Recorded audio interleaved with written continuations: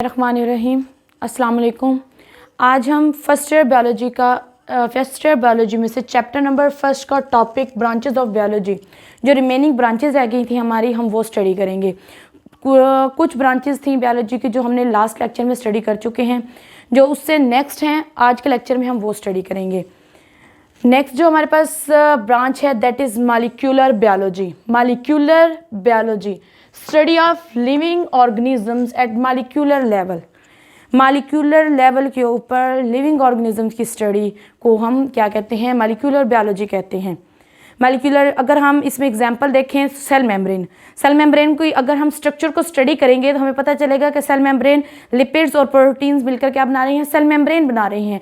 तो लिपिड्स और प्रोटीन्स हमारे पास क्या हैं? मॉलिक्यूल्स हैं। तो मॉलिक्यूलर लेवल के ऊपर किसी भी ऑर्गेनिज्म की स्टडी को हम कहते हैं मॉलिक्यूलर बायोलॉजी। नेक्स्ट जो हमारे पास है वो है environmental biology, inter relationship between organisms and environment. जैसा कि हमने इकोलॉजी की ब्रांच में भी स्टडी किया था कि ऑर्गेनिजम्स का उनकी इन्वायरमेंट के साथ जो रिलेशनशिप है उसको हम स्टडी करते हैं इन्वायरमेंटल बायोलॉजी या इकोलॉजी में। इसमें हम क्या चीज़, बायोटिक और एबायोटिक फैक्टर्स का क्या असर है लिविंग ऑर्गेनिजम्स के ऊपर, कैसे असरअंदाज हो रहे हैं, वो सारा का सारा हम किस में स्टडी करेंगे? इन्वायरमेंटल बायोलॉजी में। इन्वायरमेंट की पहले भी बात हो चुकी है कि हमारे इर्द गिर्द मौजूद हर जानदार और बेजान चीज़ को, the sum of all the things around us is called environment.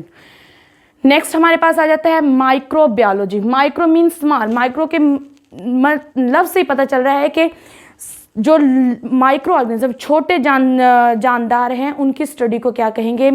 Micro biology. Study of micro organism, छोटे जानदारों की स्टडी को हम माइक्रो ऑर्गेनिजम्स कहेंगे।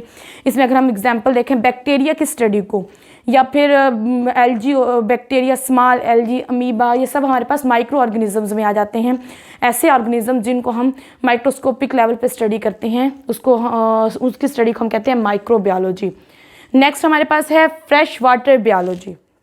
Fresh water biology, biological study of fresh water organisms. मतलब हमने फ्रेश वाटर जो होते हैं हमारे पास, फ्रेश वाटर, उसके अंदर जो लिविंग ऑर्गेनिजम्स मौजूद हैं उनकी बायोलॉजिकल स्टडी करनी है कि उनके अंदर कैसी लिविंग ऑर्गेनिजम्स प्रेजेंट हैं और उसकी केमिकल और फिज़िकल क्या प्रॉपर्टीज़ हैं। ये सब हम कहाँ किस में स्टडी करेंगे? फ्रेश वाटर बायोलॉजी में।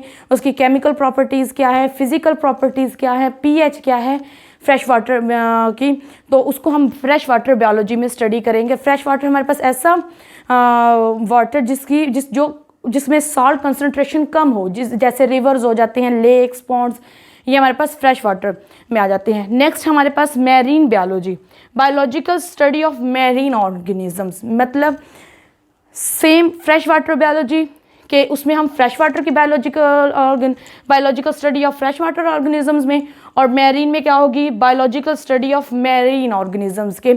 हमने बायोलॉजिकल स्टडी करनी है मैरीन लेवल पे कि जो समुद्री जानवर होते हैं वो किस टाइप के होते हैं, उनकी क्या क्या खसूसियात होती हैं, समंदर की क्या खसूसियात होती हैं, उसकी फ़िज़िकल और केमिकल क्या प्रॉपर्टीज़ हैं, पीएच कितनी है, सॉल्ट कंसनट्रेशन क्या है, ये सब हम किस पे स्टडी करेंगे?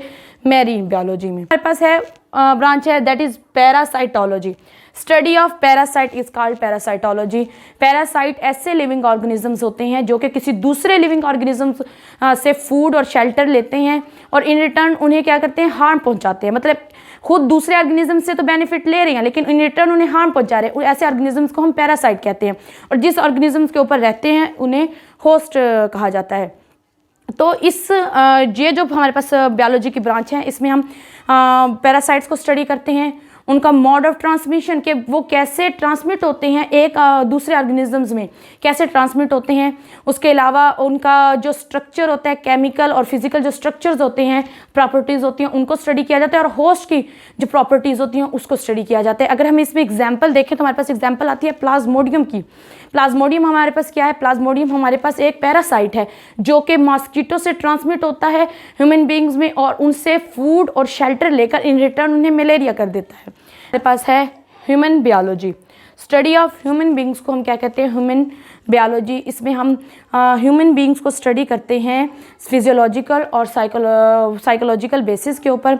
उनके सेल स्ट्रक्चर को स्टडी किया जाता है, उनकी जो जीन्स है, जेनेटिक मटेरियल होता है, उसको स्टडी किया जाता है। एवोल्यूशन कैसे हुई ह्यूमन बींग्स को, ये इस चीज़ को स्टडी किया जाता है। मॉलिक्यूलर मैथ, ऑलमोस्ट बायोलॉजी की जितनी भी ब्रांचेस होती हैं उसको हम ह्यूमन बायोलॉजी में स्टडी करते हैं।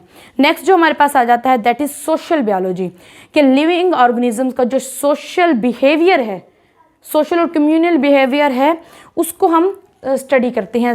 Social relationship in the community, इसको हम क्या सोशल बायोलॉजी में स्टडी किया जाता है कि जो लिविंग ऑर्गेनिजम्स है उसका अपने इर्द गिर्द के माहौल के साथ कैसा बिहेवियर है, इस चीज़ को हम सोशल बायोलॉजी में स्टडी करते हैं। बायोटेक लास्ट हमारे पास है बायोटेक्नोलॉजी, तो study of manufacture of biological products, कि जो हमारे पास बायोलॉजिकल प्रोडक्ट्स बनती हैं by the help of living organisms, उनकी स्टडी को हम क्या कहते हैं, बायोटेक्नोलॉजी। इसमें हम क्या करते हैं कि लिविंग ऑर्गेनिजम्स को यूज़ किया जाता है और इंडस्ट्रियल लेवल पर बायोलॉजिकल प्रोडक्ट्स बनाई जाती हैं, जिसमें हमारे पास एंटीबायोटिक्स की एग्जांपल आ जाती है, इंसुलिन की एग्जांपल आ जाती है। ये सारी की सारी ब्रांचेस हैं जो कि बायोलॉजी में कुछ हमने लास्ट लेक्चर में पढ़ी थी और कुछ आज पढ़ी हैं। तो ब्रांचेस ऑफ बायोलॉजी का जो लेक्चर है वो हमारा कंप्लीट हो गया है।